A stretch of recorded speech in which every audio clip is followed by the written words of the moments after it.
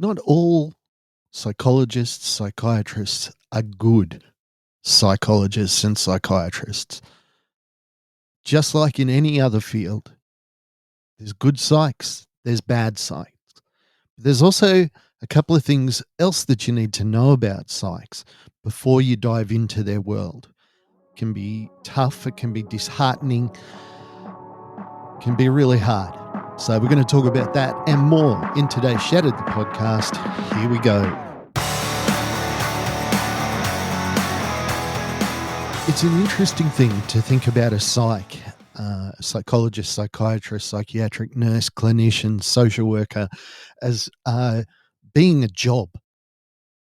And that's what it is for these people. It is their job. It is what they do.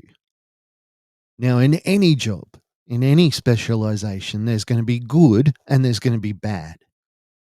Now, the bad can be really, really harmful to a person with a mental illness. I worked with maybe 4 different psychs during the course of my treatment that were amazing. And I have 4 because I moved cities, so I had to change. But the transition between finding those good ones and dealing with ones that weren't so good was tough. Now, it needs to be said that a good psychologist, a good psych, does not necessarily mean that they're going to be good for you. So they might be an excellent psychiatrist, but they just don't get you. You don't get on. Before I started out, I thought that all psychs must learn to work with any people and they must learn to just be professional and do the work that they need to do. But that's not true. There are personality conflicts. There are times where there will be misunderstandings. There'll be times when you just don't like a person, just for whatever reason, you just don't like them. And if that kind of emotional kind of impact, if it has that kind of emotional impact, it's going to impact on your getting better because you're not thinking about getting better. You're thinking about how to get on with this person. So in this day and age, we seem to be pretty much stuck with whoever they choose to give us, unless we're rich and we can pay somebody that we actually like. And sadly, that is a little bit true for many of us. But I think that if you are on the road to recovery, if you are working hard to try and get better, once you get a little bit of information. So I saw this one psych 3 times and it was a nightmare without exaggeration. He did this technique where you get your fingers in front of your eyes and you think about memories and it's supposed to desensitize you. Well, it didn't desensitize me. It freaked me out. I was standing up on his couch, my fists raised, asking him what the hell he was doing between my screaming because he freaked me out so much by going, whoa. I went to him 2 more times because I didn't have any other choice. And in those times, I used him to learn. PTSD, tell me about PTSD. What can I expect? What does it mean to have CPTSD over PTSD? But overall, it was a very, very horrible experience and scarring. So there's not a lot that I remember in the 6 months after I was injured because I was pretty much in mental health crisis that whole time. But I remember clearly this psychologist doing this finger thing in front of my eyes. And it is a legitimate therapy. I think it's called EDMS. It does work for some people. Obviously, did not work at all for me. It was the wrong therapy choice. He was keen. He'd worked with veterans. He'd said that I worked with veterans. Well, I'm not a veteran. I got my PTSD a different way than a veteran does. My triggers are different. Small children with disabilities still freak me out. I was walking into a store the other day and a little kid was there with his carer. He was um, autistic, obviously had significant issues, enough to be out in the community, but he was um, just kind of shouting, not too loud, not aggressively. I couldn't take my eyes off him. I was so frightened of this little kid. I mean, look at me. I'm a big lad. Why would a little kid with a disability freak me out? Doubt there's a lot of veterans that would be freaked out by that. When you find a good psych person, a good psych team, it makes the world such an easier place. Now, just as a little aside, psychiatrist is a doctor that can issue medication. A psychologist cannot prescribe medication.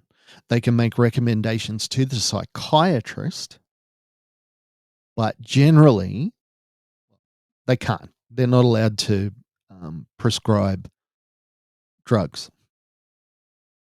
Which I mean, it's a good thing. You want a medical doctor overseeing you having medication, given all the side effects that can happen.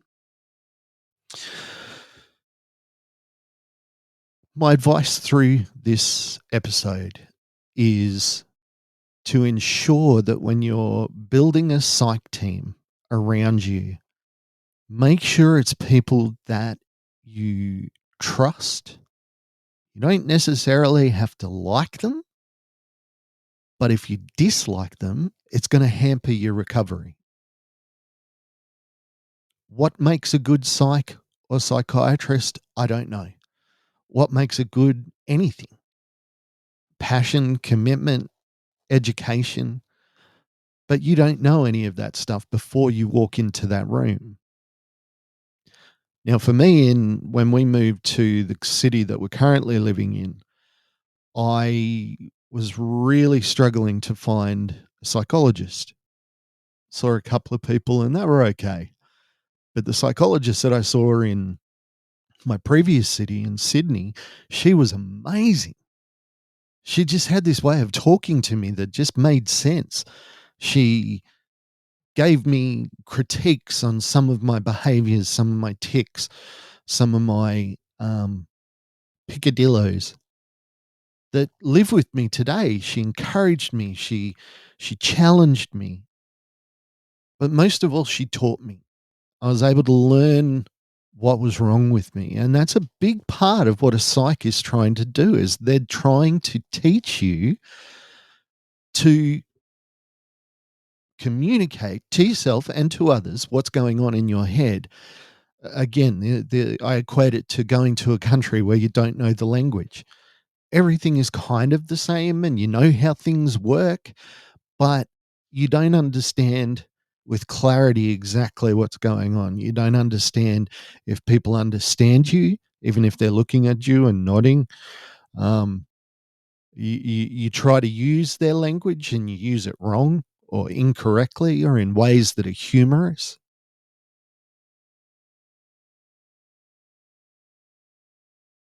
It's very, very much like that. I've been to a couple of countries where they don't speak English. It is. You learn to sink or swim, and in the psychiatric world, the biggest problem that people have is understanding what's wrong with them, and then understanding only goes so far. So if they can understand, but they can't communicate, then they're stuck. I don't really have an answer for questions around this. How do you find a good psych? For me, it was a recommendation from a GP that I trusted. A GP is a general practitioner. In Australia, the general practitioner, as a local family doctor, is the one that can refer you on to extra services. And if you like and trust and believe in that GP and trust that are trying to do the best for you, the psych that I ended up seeing in the city that I'm in now, when I first met her, she was young, she was newly married, 20, easily 20 years younger than me. I thought, she's a kid. How can she help me? But my GP had recommended it. My GP had said, this girl is quality. You can trust her. And I did. I looked past the surface and I just learned to trust her. I had to. So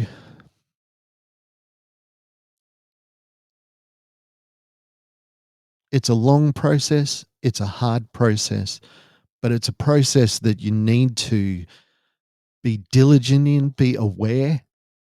Don't accept someone that just doesn't gel with you. We went to see a psych for my daughter, and on the outside, he looked great, had billions of credentials, more credentials than you can ever see. He was a professor of this, he was a lecturer at this. It was an honor to get in to see him. But he just didn't click at all with my daughter. Just the whole interaction was awkward and weird, and you could see that there was no connection there whatsoever. We didn't go back and see him because he did nothing for my daughter except freak her out. Hey, thanks for listening to Shattered the podcast. Subscribe, like, and share. Let's get more people to join the conversation. Have a great week. Coming up this week on Wednesday, we're going to release our second chat with Mary and Mark, just discussing marriage, mental illness, and family. And then on Friday, we've got a fantastic interview about telepsychology, psychiatry and psychology with an American company. John Evans is the CEO. He's going to come on. We're going to chat about telepsychiatry in America, what it means, what it looks like, how it works. It's going to be good. Subscribe, like, and share. Thanks a lot. I'll talk to you soon. Thank you for listening to Shattered the podcast. I'd like to thank our producer, Meredith Brosnan, our executive producer, Torian Lau, and the band Adelaide for allowing us to use their song as our theme. Go to shatteredthepodcast.com for more information.